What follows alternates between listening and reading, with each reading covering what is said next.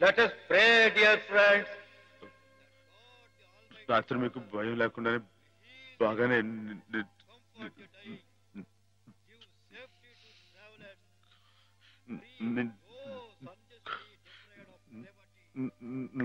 మాట్లాడి తడబడుతుంది. చెప్పానుగా, shock treatment వల్ల కొంతమందికి ఇలా మాట తడబడుతుందని. కొంచెం కోలుకోగానే మామూలైపోతుంది. బాబు హుసేన్, లేచి నిలబడు. ఇక్కడ నర్సులు మీ బాగోగులు చూచేవాళ్ళు కదా, వాళ్ళు మీ సిస్టర్స్ లాంటి వాళ్ళు. నిన్న ఓ సిస్టర్ని రాయి పెట్టి కొట్టావట. కొట్టాను సార్. తప్పు కదూ. ఆ ప్రభువుని ప్రార్థిస్తే పాపం కడుక్కుపోతుంది. క్షమించమని ప్రార్థించు. క్షమించు ప్రభువా, క్షమించు ప్రభువా. మాధవ,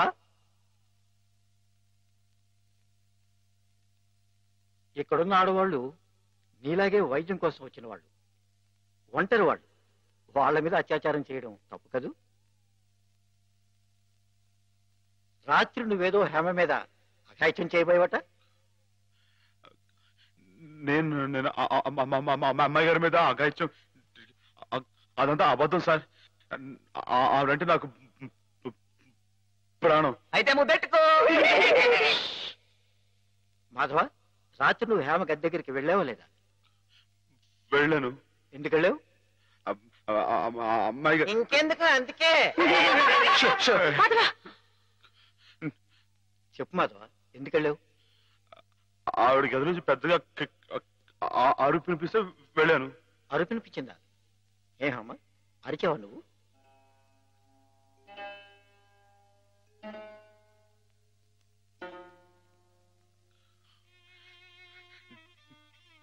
చెప్పడమ్మయ్య గారు, రాత్రి మీరు అరవలేదు. మాట్లాడండి, నాకు మీరు అక్కడే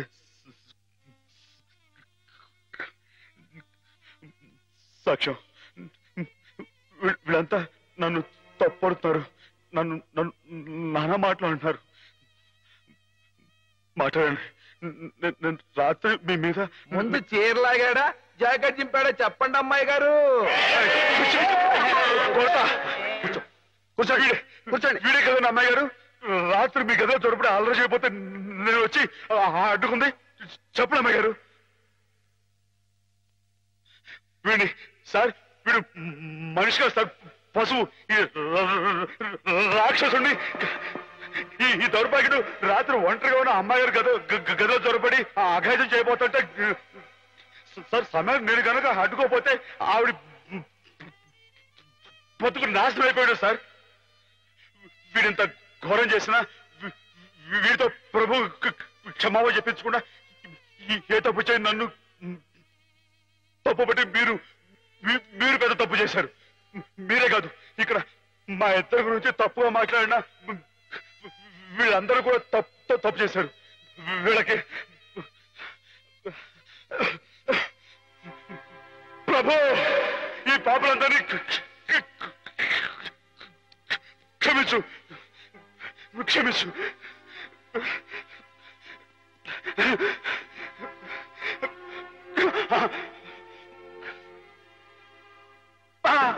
అమ్మా,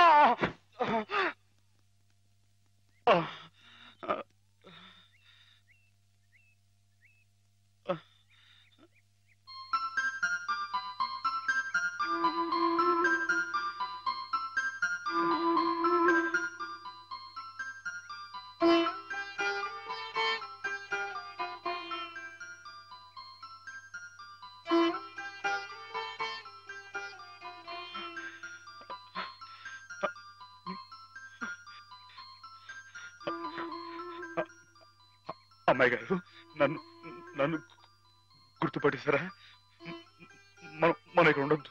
మన ఇంటికి వెళ్ళిపోదాం. పదండి, రండి అమ్మాయి గారు. ఎవరు నువ్వు?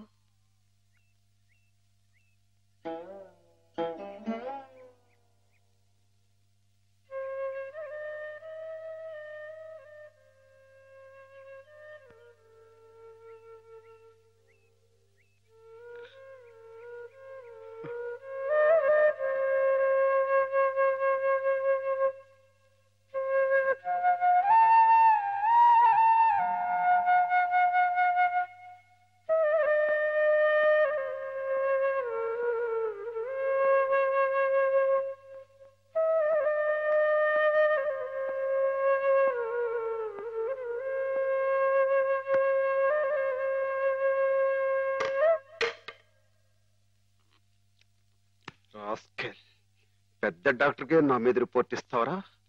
ఎన్ని గుండెలరా నీకు?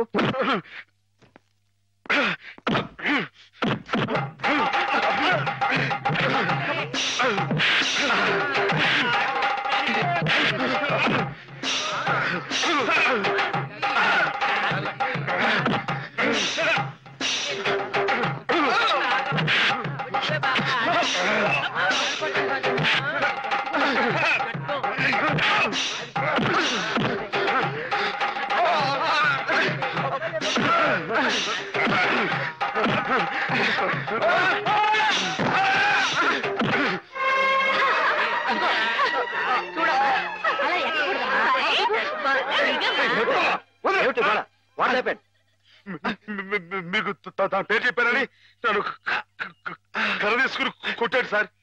నిజమా? లేదు సార్, ఈ పిచ్చోడు మాట్లాడి ఆ రోజు మాధవ చెప్పినప్పుడే నాకు నీ మీద అనుమానం వచ్చింది. తెలుసో తెలియకో చేసిన పాపాలకు మానసిక స్థితి దెబ్బతిని పాపం వాళ్ళు ఇక్కడ పడుంటే వాళ్ళ మీద కాస్త జాలి చూపడం అని ఇటువంటి అగాయిత్యం చేస్తావా? You are summarily dismiss. Get out. Sir ఈ ఒక్కసారికి నథింగ్ డూయింగ్. ఈ కాంపౌండ్ లో అడుగు పెట్టామంటే పోలీసులు పిలిపించి I will get you arrested. Get lost.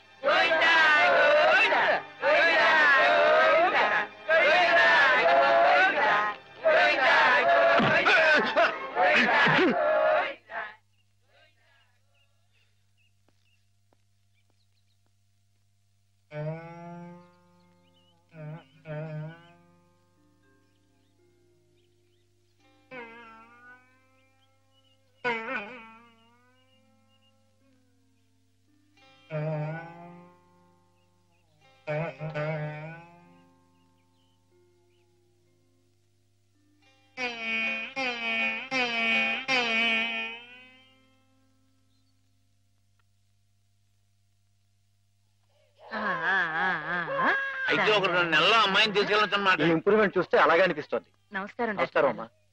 ఆమెను పిలిపిస్తాను, కూర్చోండి. హేమ పరిస్థితి మెరుగైందని విన్నాను. అంతా నీ చలవే మాధవ. నాదే ఉందండి, అంతా పయోడు దయ. హలో మాధవ. నమస్కారం డాక్టర్ గారు. ఎక్కడయ్యా? అయ్య బాబాయ్, ఇక్కడ అండి. ఏమిటి సంగతి? ఇది improving, isn't it? Yes, doctor.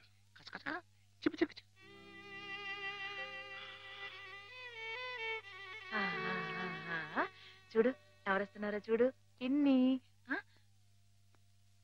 Hema, నేనే మీ అత్తయ్యని. మావి కూడా వచ్చారు. నేను మావయ్యని. నీకోసం పాపాయిని కూడా తీసుకొచ్చాను. చూడు, కాస్త ఒడ్డు చేసింది కదా.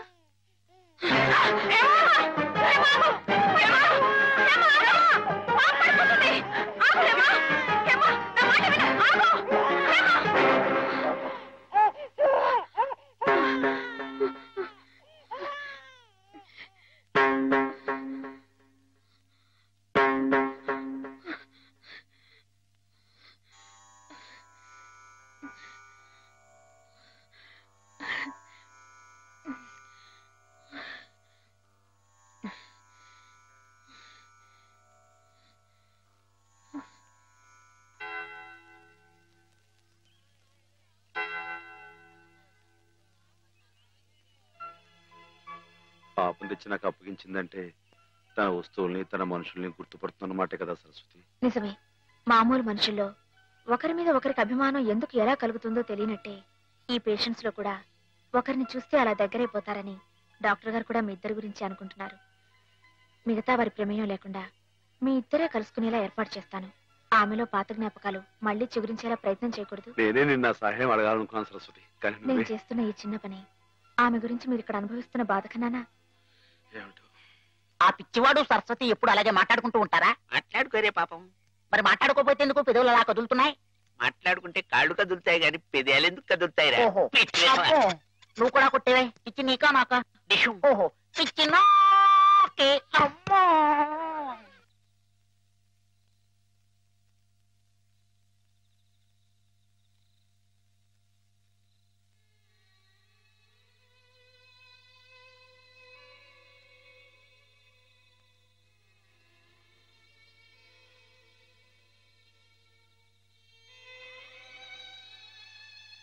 ఇందాక నువ్వు ఆ పాపనిచ్చావే, దగ్గరే జాగ్రత్తగా ఉంది. కానీ పాప బుజ్జోటం లేదు. నువ్వు వచ్చేవాళ్ళు పడతావా? పాప బుజ్జుంటుంది.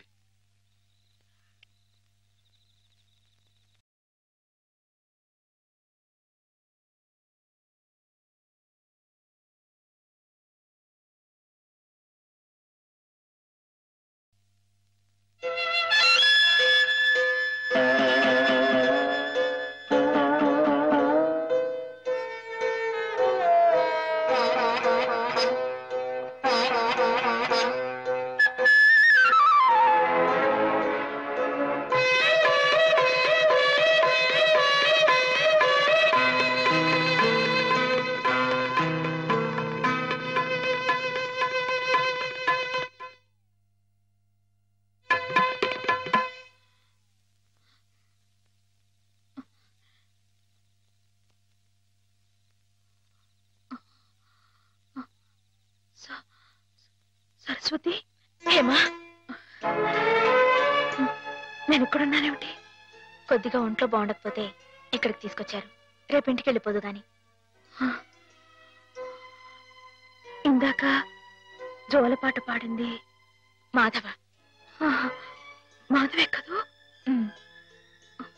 అతను ఇక్కడున్నాడేమిటి? చెప్పు Saraswati. Soldier, soldier, get up! మన సరిహద్దుల దగ్గర ఏదో అలజడి వినిపిస్తోంది. మన సైనికులు ఆల్రెడీ ట్రైన్ లో బయలుదేరిపోయారు, కానీ ఇంజన్ లేదు. నువ్వే ఇంజన్. ఉన్నారు కదా మేజర్. నేను నేల మీద హెలికాప్టర్ లో ఎగురుతూ పైన పెడుతున్న ట్రైన్ లోకి శత్రువులు దూకుండా చూడాలి. That's my duty.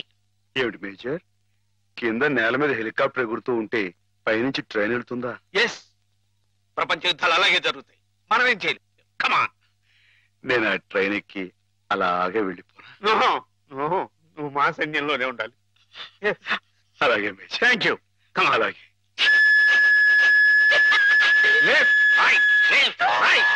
నీకోసం ప్రాణాలకు తెగించి అంత కష్టపడ్డాడమ్మా మాధవ. నేను వెంటనే మాధవ చూడాలి. నన్ను తీసుకెళ్ళవ సరస్వతి? అలాగే.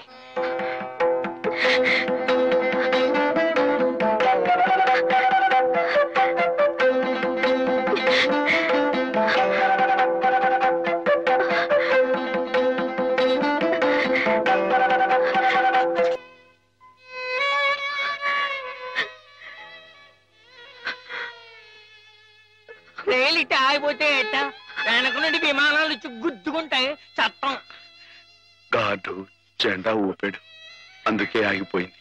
అయితే వీడు పిచ్చి గార్డు. మంచి గార్డు కావాలి. పాపా, నువ్వే మంచి గార్డు. దా దా, భయపడకే. దా దా.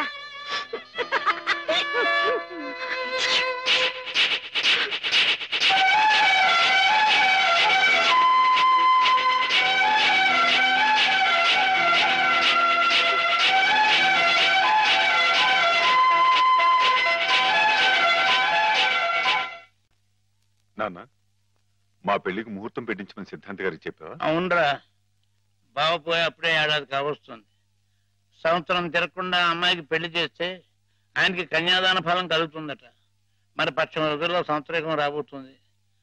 అందుకే ఈ లోపల ఏదైనా మంచి ముహూర్తం ఉంటే చూడండి అని చెప్పాను. వద్దు నాన్న, నువ్వేం తొందరపడకు. ఏమిట్రా, హేమకు పూర్తిగా నయమైపోయింది, రేపు ఇంటికి తీసుకెళ్లిపోవచ్చని కూడా చెప్పారుగా. ఏమైనా హేమన్ నాకు ఇచ్చి చేయడం న్యాయం కాదు. న్యాయం కాదా? అదేమిట్రా?